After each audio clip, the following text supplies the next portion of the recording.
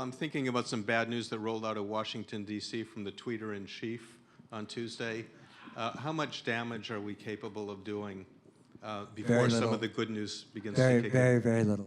Think so? First of all, that was what he says and what he does are two different things. That was a review. That review will take a year or more.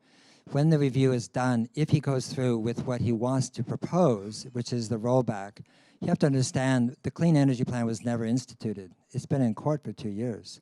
So it was never instituted. So he can't roll it back because it never happened.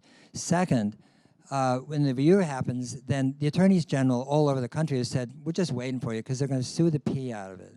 And that's going to be tied up for another 3 or 4 years. Nothing he said yesterday is going to happen in his administration except the State Department approval of Keystone. And we should report it accurately, which is not to say there isn't a mad tyrant at the helm. It just means that we have created a bureaucracy that's so, well, it's molasses in terms of trying to change it for the good or the bad. And he wants to change it for the bad. Obama got hung up in trying to change it for the good by the Congress and by the regulatory process. He's in the same sticky wicket. And I just didn't pay attention at all to that. I just like, well, whatever. This is a global model. And if anything, what we're seeing is a sunset effect of fossil fuels, not the rebirth of idiocy.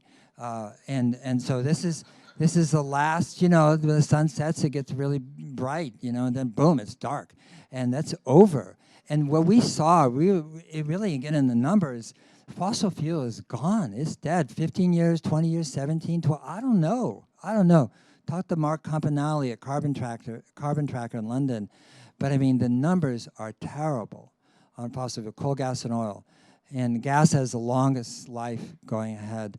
EVs are doubling the rate of, the EVs are doing the same thing that solar did. Everybody underestimated solar every single year for 20 years. It outgrew the most optimistic estimates, and that's what EVs are starting to do in Europe. And so I don't feel bad at all. I feel sorry for him, because every time he says something, it just shows what a hell realm he lives in.